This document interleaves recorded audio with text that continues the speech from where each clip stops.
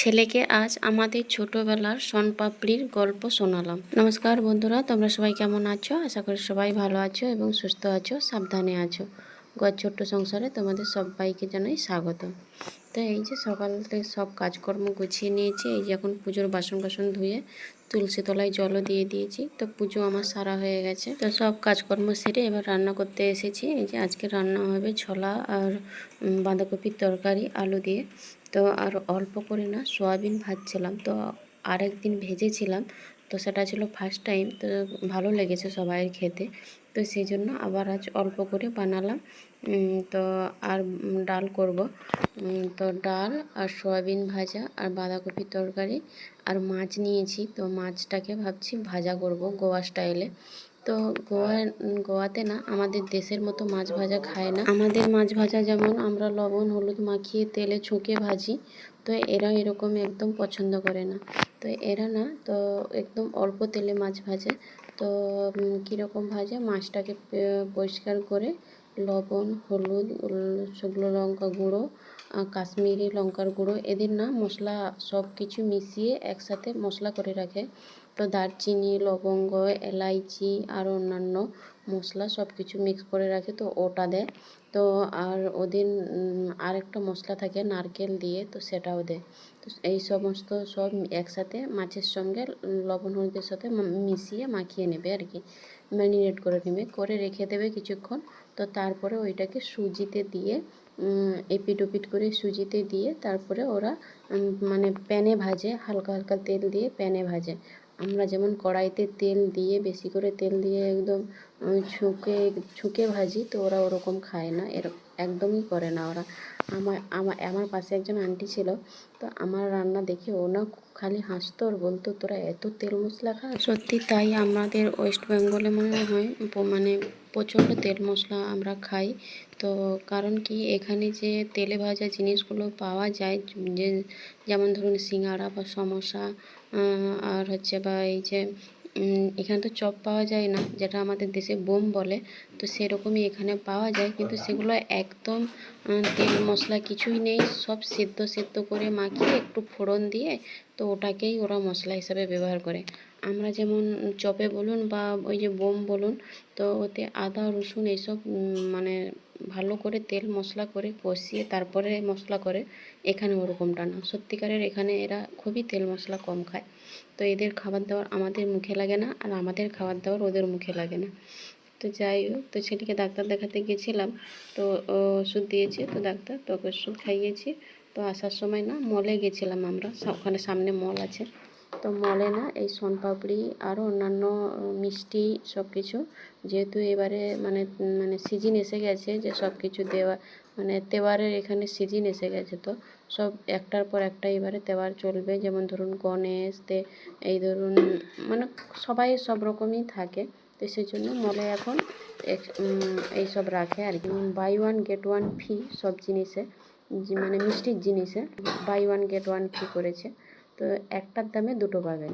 তো আমি দেখলাম যে শনপাপড়িগুলোও আছে, তো আমার না খুব মন হলো যে অনেক দিন খাইনি শনপাপড়ি, বা দেশেই আমরা শনপাপড়ি খাই, তো এখানে তো দেখতে পাই না সেরকম একটা, তো ভাবলাম আমি একটা নেব। তো দেখলাম যে buy one get one free, তো সেজন্য একটা নেওয়া যাবে না, নিলে দুটো নিতে হবে। তো ভাবলাম নিয়েই নিই, তো এতগুলো লোক আছে খাওয়া হয়ে যাবে। আবার কিন্তু বোধ করছিলাম যে কেমন টেস্ট হবে না হবে, এত কম দামেও দিচ্ছিল, তো কম দামে দুটো দেবে তো নিশ্চয়ই টেস্টটা ভালো হবে না। তো সেই জন্য নিয়ে প্রথমে ভাবছিলাম নেব না, তো তারপর ভাবলাম নিয়ে নিই, তো দেখা যাক কী হয়, তো পরের বার থেকে আর নেব না। তো বাড়িতে নিয়ে এসেছি, নিয়ে আসার পরে তো ছেলে বললো মা এবার তুমি কাটো না দেখি কেমন হয়। তো এই শনপাপড়ি প্যাকেট কাটতে খেতে ছেলেকে অনেক গল্প শোনালাম আমাদের সময়কার। কারণ কি আমাদের হচ্ছে ছোটোবেলায় যে শনপাপড়ি দোকানি বলতো, মানে বই খাতা প্লাস্টিক যে জিনিসপত্র নিয়ে যেত, আর ওই যে কটকটি বা ওই যে শনপাপড়ি কাগজে করে ঠোঙাতে দিত, তো ওইটা না খুব মিস করি এখন। কারণ কি এখন তো এইসব পাওয়া যায় না, আর এখনকার বাচ্চা কাচ্চাও এখন ওরকম পায় না।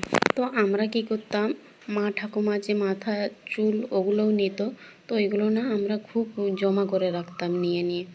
আর ওই যে আমাদের বই খাতা পুরনো হয়ে গেলেই বা যেই খাতাটা আমাদের লেখা শেষ হয়ে গেত, কমপ্লিট হয়ে গেত, সেই খাতাটা নিয়ে এমন ছুটতাম। যদি দেখলাম, আর তখন তো সোনপাপড়ি দোকানে আসা মানে মানে ঘন্টি বাজিয়ে বাজিয়ে আসতো। এই যে পুজোতে যে ঘন্টি হয়, তো ওই ঘন্টি বাজিয়ে বাজিয়ে আসতো। তো ওই ঘন্টির আওয়াজ পেলেই হয়, এবার কে কোথায় খাতা বই বা মা ঠাকুমার চুল লুকিয়ে রেখেছে, তো ওগুলোই নিয়ে দৌড়াতো। কার কতটা সোনপাপড়ি হলো, কার কতটা কটকটি হলো, এই নিয়ে আমাদের খুব ঝগড়া হতো, সত্যি কথা এটা। তো তোমাদের সময়কার কাদের এই স্মৃতিগুলো আছে, কমেন্টে কিন্তু অবশ্যই জানিও তোমরা। তো এই যে এখন আমি কাজ গুছাচ্ছিলাম, তো আমার সব কাজ হয়ে গেছে রান্না বান্না যেহেতু, তো ভাবলাম আলমারিটা একটু গুছাই। তো আমার সব কিছু গোছানো আছে উপরের থাকগুলো, কারণ ওগুলো আমি সব করে রেখেছি, পাট করে রেখেছি। তো এই নিচের যে জামা কাপড়গুলো থাকে না, ওগুলো সব ছোট জামা কাপড়, দুই ছেলের, ওর বাবার অল্প কটা আছে। তো বড় ছেলেটা যেহেতু জামা কাপড় নিতে আলমারি খুলে, তো ও না পুরো লণ্ডভণ্ড করে দেয়। তো সেজন্যই ওটা ঘন ঘন গোছাতে হয়। তো একটা এই যে এই ডাব্বাটাও আমি মল থেকে নিয়ে এসেছি, এই যে বাক্সটা।